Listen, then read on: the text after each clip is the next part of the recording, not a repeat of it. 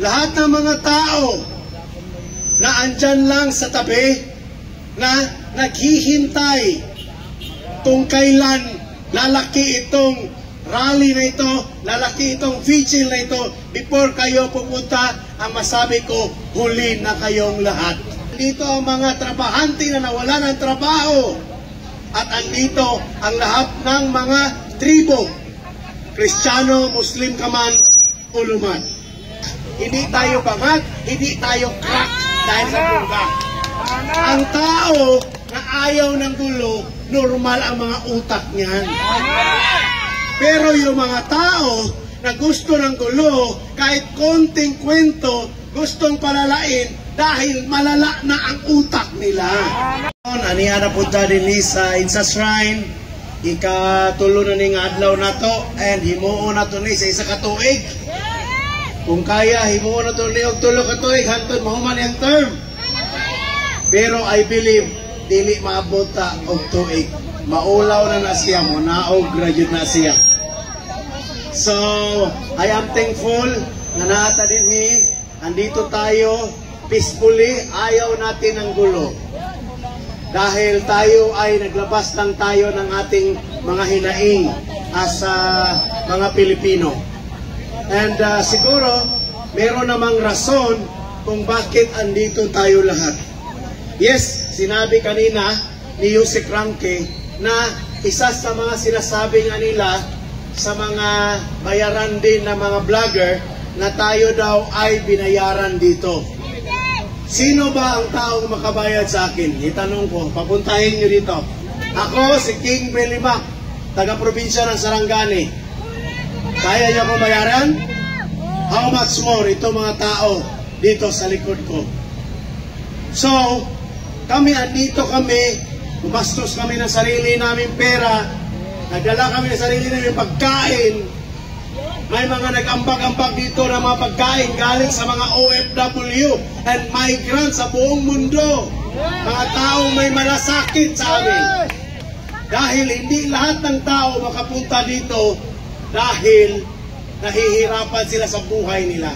Kanina, pagsakay ko papunta dito, sakay ko ng taxi. Ano sabi niya?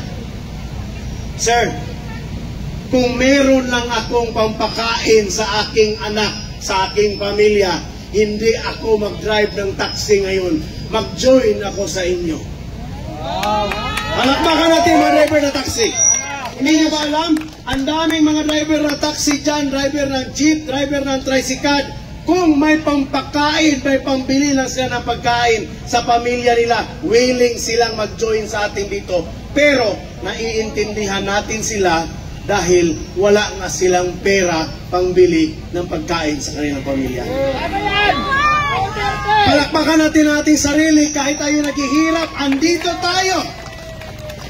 Dahil isa tayo sa pinakamarami na tumayo dito sa EDSA para mapapakinggan ang ating mga dalangin, para mapakinggan natin ang ating mga sama ng loob sa gobyerno. Number 2, lahat ng mga tao na andyan lang sa tabi, na naghihintay kung kailan lalaki itong rally na ito, lalaki itong vigil na ito, before kayo pupunta, ang masabi ko, huli na kayong lahat. Ngayon namin kayo kailangan. Ngayon namin kayo kailangan para marinig niyo ang lahat ng kwento ng lahat ng mga sektor. Ngayon, andito ang lahat ng sektor, andito ang mga farmers, andito ang mga driver, andito ang mga trabahante na nawala ng trabaho, at andito ang lahat ng mga tribo, Kristiyano, Muslim ka man, uluman. At masasabi ko naman sa ating mga kababayan, sumama kayo dito dahil hindi naman tayo nakanap ng gulo. Alam natin, si BP Inday mismo, si Tatay Digong nagsabi na hindi tayo naghahanap ng gulo. Ayaw nila ng gulo. Dahil tayo, hindi tayo mga gago. kompleto ang ating utak. Hindi tayo bangag, hindi tayo crack dahil sa droga. Ang tao na ayaw ng gulo, normal ang mga utak niyan. Pero yung mga tao na gusto ng gulo, kahit konting kwento, gustong palalain dahil malala na ang utak nila. Tama? So, ang masabi ko lang, kayong mga taong nakikinig dyan na nagdadalawang isip pa mag-join dito, isa lang ang tanong ko, ako taga Mindanao ako, kayo taga Manila kayo. Ano, ikumpara nyo daw ang buhay nyo na kay Duterte noon at saka ngayon? Maraming pagbabago! Naginhawa ng tao! Kaya nyo bang maglakad sa Manila Bay ngayon? Kaya nyo bang maglakad sa Rizal Park ngayon na mag-isa? Kaya nyo bang maglakad dito sa EDSA sa gabi na mag-isa sa ngayong panahon? Wala na kayong tiwala dahil maraming bangag na ngayon sa kalye. Ngayon, isa sa masasabi ko, maniwala ba kayo na kung si BBM ang naging presidente during sa pandemic, mas maraming Pilipino ang namatay? Dahil wala silang pakialam kung anong mangyari sa ating mga mahihirap. Pero, hindi ba kayo thankful yung mga tao nakikinig dyan na buhay ka ngayon dahil kay Duterte? Bakit? Nanghingi siya ng tulong sa lahat ng countries. Pati China, nilapitan niya para i-save ka at maturukan ka ng bakuna. Hinain niya ang pride niya dahil sa iyo. Yes, sabihin nila, okay, pandemic tapos na. Yes, tapos na ang pandemic. Pero mahiya naman tayo sa Duterte, kay President Duterte, dahil siya, ang binuhis niya ang kanyang sarili para lang i-save tayong lahat. Maniwala ba kayo na grabe ang paghihirap ng bayan noon, pero wala siyang opsyon? Ngayon sabihin natin, kaibigan tayo sa Amerika, ilan libo ba ang binigay na baksin ng Amerika? Until na-expire na lang, tinapon nila. Pero, sabihin natin, kalaban natin ang China. Ako hindi ako pro-China, ha? Kalaban natin ang China. Pero mahiya naman tayo dahil karamihan natin dito, ang katawan natin, puro mga Sinovac halos ang binigay galing sa China. Nabuhay ka ngayon dahil na Sinovac at sakripisyo ni Tatay Digong sa ating mga Pilipino. Tapos, sabihin nyo, para lang kayong sobrang galing nyo sa Kongreso, na parang wala kayong utang na loob kay Tatay Digong. Noon, mga congressman, ang galing! Ang bilis mag-feast. Duterte! Duterte! Pero saan sila ngayon?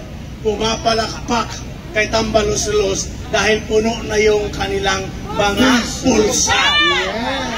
Tama! Hindi nakakahiya talaga sa ibang bansa. Maniwala kayo, pinagtatawanan tayo ng buong mundo ngayon dahil nag-aaway ang ating gobyerno sa confidential fund. Di ba mga bobo? Confidential nga eh. Ngayon, sinong napapahiya? Tayo mga mahihirap, ang walang mga investment dito na mga kasama ko, hindi nyo na-feel na bumagsak kahapon ang trade ng Pilipinas. Di nyo ba alam? Bumagsak ang ating ekonomiya, pababa na naman kahapon. Hindi nyo yan ma-feel. Pero, masakit yan. Nakakahiya yan sa buong Asia. Sino ang Indonesia kumpara noon sa atin 10 years ago, 15 years ago, dahil 16 na taon ako nasa ibang bansa. Ngayon, sino ang Indonesia? Napag-iwanan tayo. Ang Indonesia ang number 1 sa ekonomiya sa buong Southeast Asia. Sa ASEAN.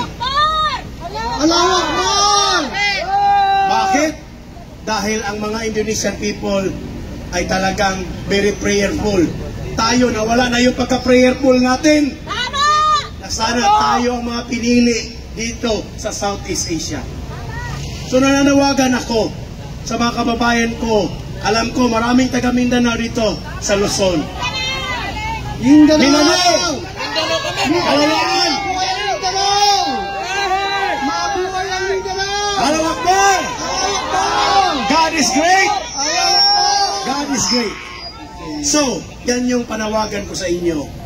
Alam ko, nakikinig kayo dyan, andyan sa social media. Ngayon, sakripisya ito ginawa ko dito. Bakit ako maghirap dito? Na ang ganda ng buhay ko sa Mindanao. Nasa farm ako, nagtatanim ako ng agar wood, yung pinakamahal na kahoy sa buong mundo. Pero bakit ko iniwan ang investment ko na milyon? Dahil gusto kong makasama kayo.